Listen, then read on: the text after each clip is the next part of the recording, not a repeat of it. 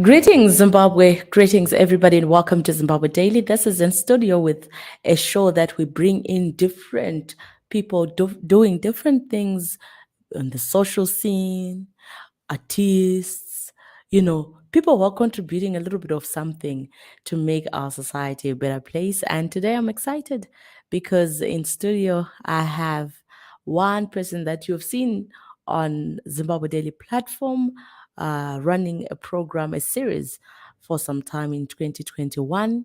And today he is here with us. Tawanda, welcome. Hi. Thank you for having me. I'm excited. How have you been? Yeah, I'm okay. It's been a Yeah, I'm while. okay. Yeah, I think so. I'm okay, right? You're looking good. You're Oh, looking all right. good. Yeah. And I see you're keeping the beard coming out. Eh? Yeah, this is not going in. Okay. So I just want to make sure people can hear you well. Okay. All right. So if you just tuned in, just say hello and tell us where you're tuning in from. Also, like and share the page as well so that, everything will just be all right. And we are talking mental health. Tawanda, before we talk about the things that have been happening recently, I just want to establish where you locate yourself within the mental health advocacy spectrum. How and why did you even think that mental health matters mattered? Okay. Wow. Yeah, actually, I did quite of research 2019, and then I thought of maybe starting to run the organization about young people's mental health, and then I didn't have any information or any knowledge about how to do it and when to start. Mm, But I just keep on like, okay, if I don't do it, so then who? yeah, So I started to create the platform about youth mental health, and then it started as a parenting thing because we wanted to educate parents on how to raise their adolescents. But right. then I was like, no, it might be a bit limited. And then we all went on to say maybe if we do a non-alcoholic, and then I was like, again, it's a bit limited. Narrow, And yeah. then we keep on researching, and then I end up creating something, the big organization about mental health. It covers everything: alcoholic, parenting, you name it. And now tell us who Tawanda Murepa is. Okay, Tawanda Murepa is me. Right. Yeah, Who are Tawanda you? Murepa is I don't, yeah, Tawanda Murepa was born in 1993, 31 August, and I grew up in a family of five, being the last born, and yeah, and then I lost my dad in 1998. Again, I also lost my mom 2000. So yeah, that's where life begins. Right. Yeah, exactly. And tell us about your journey. Now mom and dad are gone. You're barely, if my calculations serve me right, you're barely 7 Yeah. and mom and dad are gone. Then what happened? Yeah, like I said, life happened. Mm, Because now we started to realize that there's no one to actually talk to, and you don't even understand what is going on around you. You'll be right. like, what is this? Are they dead? Or maybe there's something going on. Mm, And then my sister, like the firstborn, she dropped out from school mm, because she wanted to start take care of us. She was like, "No, you are too young, so you can't even do anything on your own, and we can't also send you to live with relatives. So let us maybe drop out from school and then take care of you." Because my dad had a lot of savings, and yeah, so then yeah, we could actually rely on those savings. mm. And where did you do your education, your primary school, your Oh, secondary school? okay. My primary school, I did it at Gandami Primary, grade one, Where's that? in Chivu. Okay. Yeah, Gandami Primary, grade one in Chivu. Uh-huh. And then I lost my mom in July, and then I transferred to Bangwe in Chipinge for grade two. Who was in Chipinge?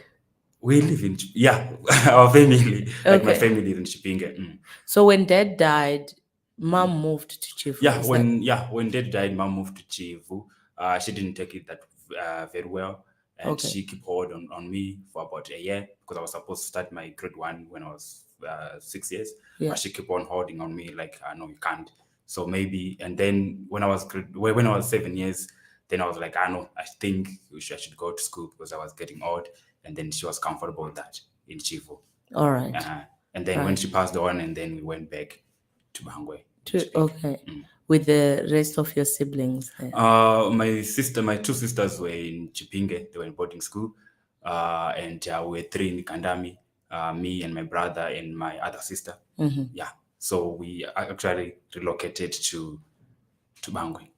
And how was that that season?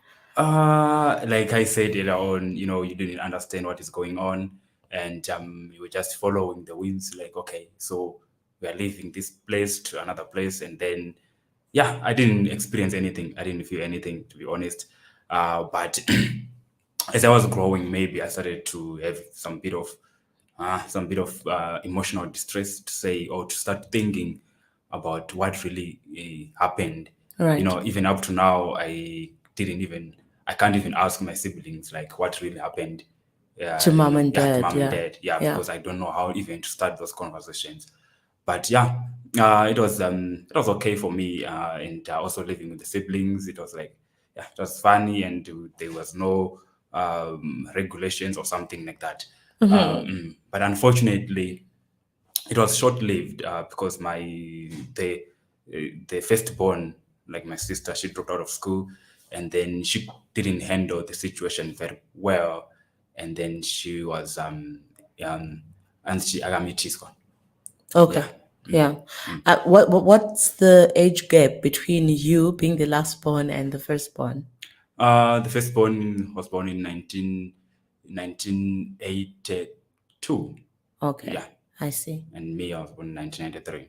Right. So it became a child-headed family. Yes, yes, yes. I want to establish your story from there, Tawanda, to then say you you had to figure out like how to maneuver life at a younger age, even though you did not understand the whole aspect of death. You experienced that at a young age, and then you had to grow up being taken care of by your siblings. And now fast forward to university, what did you study at school? Oh, I did psychology. Right. Yeah, it's And why did you pick on that? uh okay. You know, me as a person, I think I was born with a talent for social entrepreneur, or for social communication, or for social networking. Right. Because when I was young, I was elected the head boy at my school, and then at school at secondary I was called Mister.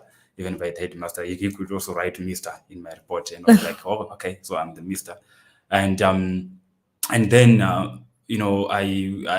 that someone who was born with this passion to make a difference, specifically from my lived experience and from where I think I would go. Right. So I was just like, no, maybe if I could pick up social sciences, it might be better. And then I end up choosing psychology. And how has this helped you to eventually set up and establish young people mental health trust? To be honest, it helped me a lot because that's where I started to have mentors in my life, like my supervisor, Dr. Mtambara. She was always there, to make sure that she's guiding me to like or to appreciate mental health. Right. Because when I was doing psychology at first, I was like, no, maybe I can be an HR person. And then I did the attachment on HR. I was like, I Not don't want to really, be this yeah. boss. I don't want to be this boss or something like that. So maybe if I choose something is related to social science, and then I was like, okay, maybe let me pursue to mental health. That's why I started to develop a lot of interest in social sciences, in mental health, and yeah, especially young people. Yeah, and how long has young people mental health trust? Can you tell us a little bit about that? How long it has been on the landscape as we build up to where we want to take this discussion? I think 2.5 now. Right. 2 years and 6 months. Because it started 2019 in September. Right. Up to now. Right. And what was the vision, or what is the vision of young people mental health Okay, trust? all right. Our vision is we want we want to create sound mental health for all. So mainly, when you are looking at young people, we are saying mental health conditions. Most of them they started when someone is from 14 to 24 years. Right. So from us to say, okay, if we tackle those issues, if we deal with those issues at young age, we can actually create a sound mental health for all. Right. And what does it mean, sound mental health? All right. We want people to realize their emotions, to realize their psychological, to realize their social well-being. So if someone realizes their psychological well-being, their social well-being, their emotional well-being, we then come up to build a bit of confidence. And then when we build confidence, then we actually say someone is having this sound mental health. He can produce, or he or she can produce to whatsoever work that they are doing. So we also realize that some of the problem that we are facing in Africa is because maybe maybe our leaders, they're not understanding the importance of mental health, because you can't be productive if you are stressed. Right. So want to remove those stresses, want to say, okay, guys, let us create this sound mental health for everyone to be productive and to contribute in the community. Right. And thank you very much for raising that, because I think generally we don't look at mental health as a subject that is critical, in society, in everyday living and stuff like that. Given an opportunity, Tawanda, to step into a room with policymakers, and you're asked to make a representation for like 3 minutes, what would you tell them about mental health? First of all, I would tell them, number one, they need to have budget about mental health when they are creating those national budgets. We need a bit of money in mental health. Number two is we need to have national researches whereby we carry out a research covering maybe the whole country about mental health. And we also need to sensitize them, because somehow I just feel like our policymakers, they don't even know or understand about mental health. Also, they lack mental health literacy. So, which is another key factor that we also need to. But number one, budget allocation for mental health. Then to have national research that covers everyone in Zimbabwe, to make sure that we have a bit of statistics. We have a bit of, okay, this is where to go, this is where not to go. But as of now, we're just doing the guesswork because we don't have those statistics, we don't have those numbers. So, yeah. You talk about mental health literacy, Tawanda, and I think it's critical that even some of our viewers who are tuned in may need to understand. What does it look like to not have a sound mental health? What is it that What is it that manifests in society when there are people whose mental health state is poor? Yeah, maybe I could put it like that. Okay, I didn't get that question very well, to be honest. I'm talking about what then if I look at someone and say this one, their state of mental health is not okay. What is it that I'm supposed to see, or what is it that I see, in those people? Okay, all right, okay. So when we are talking about mental health literacy, number one is we need to understand that when you are talking of mental health, we are not talking of mental illness or disorders. That's number one. We are just talking of the general well-being of a human being, and everyone is not immune to mental health. Everyone can actually get sick, or everyone can just have stress or bipolar or depression or something like that. So, like when I was coming here, I was a bit of stressed to say, okay, so what am I going to say? But that stress helped me to prepare so that I can actually produce maybe something better. Okay. So what we can then notice when someone is experiencing a bit of mental health, we need to they change behavior.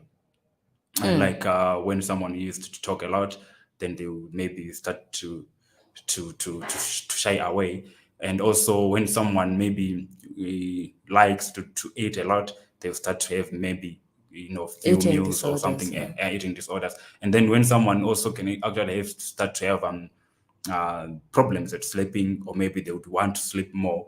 So it differs from a person to a person, but we understand our friends very much well. So we could pick to say, maybe someone is having challenges, or maybe someone is having trouble, and maybe someone is because of their changing behaviors. Right. So it's actually let us look at the changing behaviors. If that person maybe was Ifaraj going down on a board or something, and then he drops off, then we have to ask, so okay, so what is it going on? So we need to monitor the changing behavior. I think that's Right. I've also noticed, Tawanda, mental health issues. I think I've got a vested interest in that area. And maybe I've never really looked at it as a mental health issues, but just a general like behavioral traits that we see in especially young people. When we talk of even violence, like violent behavior, bullying, and such tendencies, do these fall anywhere under mental health issues, or it's something divorced? Maybe they need a whooping or something. No, it's actually falling under mental health issues. Like I said, some might be contributed by childhood experience. Like myself, like my side is like I used my childhood experience into creating something positive. Okay. Someone can actually use that experience in creating something negative. So it might be a mental health problem that you'll be dealing with, Right. especially those who might, those who involved in violence, those involved in bullying. Maybe they're actually expressing what they were involved in when they were growing up, or Right. maybe what they say at home. So it might actually a manifestation of those things, a continuation of that kind of disorder. So maybe we just need to identify the real causes and say, okay, maybe we can Right. pick 1 and 2 and 3, not really focusing on their behavior because they're actually crying for help. So maybe someone is bullying someone, okay. he's actually crying, or Like she or he is it's actually it's crying for just a help. compensatory behavior of some sort. Okay. No, that's interesting. And then I want to come to you know the journey that you've traveled. You've at least given us some insight. And just a couple of weeks ago, we saw you walk onto a podium to receive an award. Tell us about that. Yeah, yeah, it's amazing to see that the world actually appreciate what you're doing, and yeah, I was happy. Yeah, to be As honest, can be I expected, was yeah. happy because to put mental health in that stage, and to be also elected as top social entrepreneur, and then you say, okay, what kind of entrepreneur am I? And then you say, okay, I'm a mental health advocate. So which means say, okay, so mental health is now being put at the spotlight. So it's a win to everyone, especially those advocates for mental health. And yeah, like I said, I feel so happy to be awarded that award, especially on the Zimbabwe Youth Trade Fair. I was like, Right. okay, wow. So yeah. It's the 30 under 30 influential, young person pushing subject to do with mental health. And what's next? I don't know. The sky is the limit. Or I don't maybe know. it's just the starting stage. Yeah, Yeah. I think this is the starting stage. What's next is to go global. I believe that soon, soon, yeah, we'll take this mental health initiative global. Right. So want to make sure that we are represented internationally. So yeah, I Yeah. think that's what's next. And I have a feeling that Zimbabwe mental health cases are on an increase or something. I've seen people with hypertension, people with high blood pressure, people with all those different stress-related orders and stuff like that. And it's a good thing that you say that policymakers need to put a budget towards those issues. Now, I want you to talk to young people.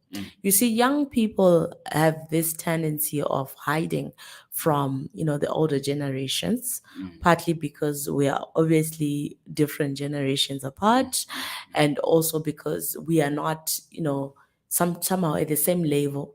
So we feel like if I tell my mom about what I'm going through, she may not understand, and she may not get what I really want to say. If I talk to my dad about what I'm doing, he may not get it. He may actually put me under, tighter situations. But we've got young people who are going through the most, and they need of counseling. They're just in need of somebody, to listen to them.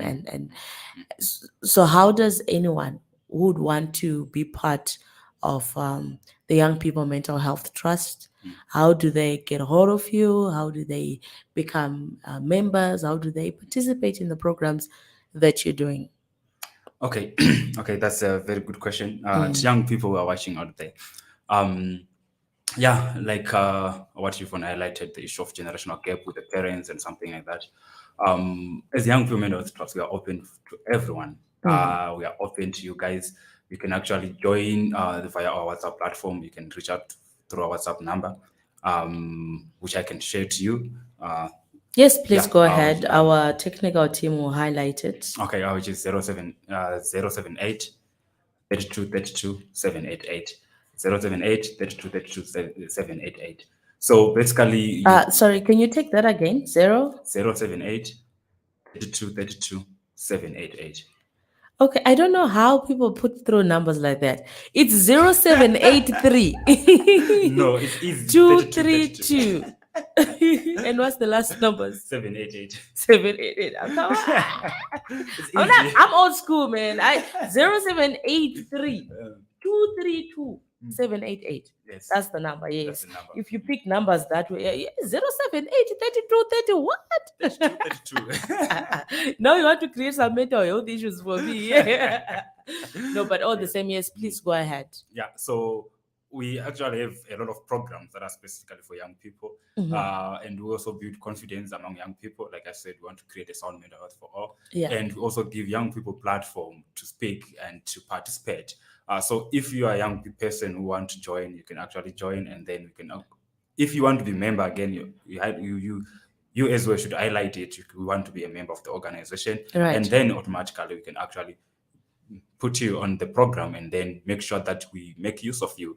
So, and if you also have problems, maybe depression, stress, or substance abuse or something like that, you can also come on the program, and then we can actually work with you to also help someone who's suffering from that same problem or challenge. So, meaning to say, we use those with lived experience to become expert. So it's actually being an expert from lived experience, because we believe that someone can actually help someone to walk through the journey if they Have walked have through. walked through that Ansi journey. mufambi wenzira yeparware. It's like Yeah. I love short. Oh my God, I should learn it more. Yeah. You see, when I was growing up, people used to laugh at my Shona because ndiri mukaranga. So chikaranga chine, it uses some very interesting, expressions, and learning here in Harare, people didn't quite understand, so they would laugh. So it made me to kind of switch a bit to English. So I mix my Shona a lot. Okay. And now that I'm grown and I really appreciate, our language, I'm like, I missed out a lot on that. But yeah, we are talking to Tawanda Murepa. He is the Executive Secretary for Young People Mental Health Trust, a platform that is advocating for and trying to build a sound mental health for all, right? Sound mental health for all, including you. Some people are carrying deep issues that they're not able to express to, their parents or those who are grown up to them.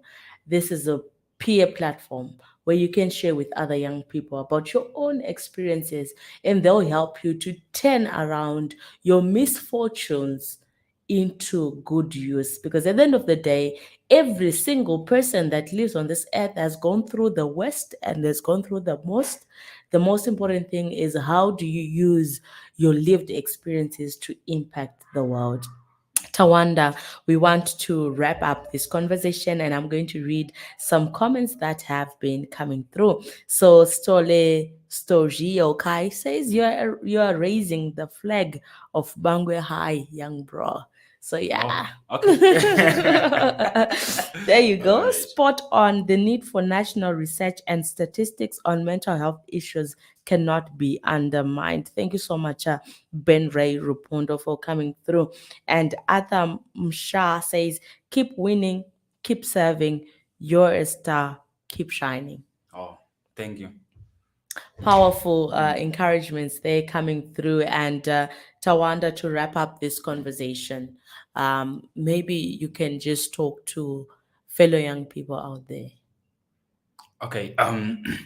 as the spirit leads. All right. All right. To fellow young person there, I always say it's never too late to believe, and you should believe in yourself. Don't allow the next person maybe to say you can't do this. You can do whatever you want to do if you believe. So keep on believing. The sky is only the limit, and you're also a 1 second or one word away from your destiny or from your success. So whatever you say, whatever you do, you are only a 1 minute or a 1 second away or a one step away from your success. So keep on believing. The sky is the limit. Keep on believing, the sky is the limit. Thank you so much, Tawanda, for dedicating these few minutes to just talking to the rest of Zimbabwe on your journey and the subject of mental health. Thank you so much for having me. Awesome. Thank you so much to all of you who tuned in. I think Papa chitara zvakadzama because ka silence kacho kakachimbo ndifungisa kuti vanhu vari kunzwa here zviri kutaurwa panapa. But I know that you've been listening and you've been paying attention. Do like this page, share it with others, and let's continue to have conversations that help us build a better Zimbabwe. Together we can. Nanzi, the sky is the limit. As a young person, usafire mdundundu. We've seen cases of suicide on the rise. Don't kill yourself. Keep digging. Keep going. But you can't do it alone, hey? That's why Young People Mental Health is there to work with you. So come to this family. The WhatsApp number, you've seen it. Tawanda, I've watched him grow. So I'm a proud big sister because I see that he has been persistent, he's been pushing, and I know you can do it as well. Keep pushing, keep being persistent, and don't cut your life short just because of a misfortune. Misfortunes will always come. It's how you respond to those situations that matter. Thank you so much for tuning in. This was In Studio with, and today we were talking to Tawanda Murepa, the founder and executive secretary for Young People Mental Health Trust. Have yourselves a wonderful rest of the day.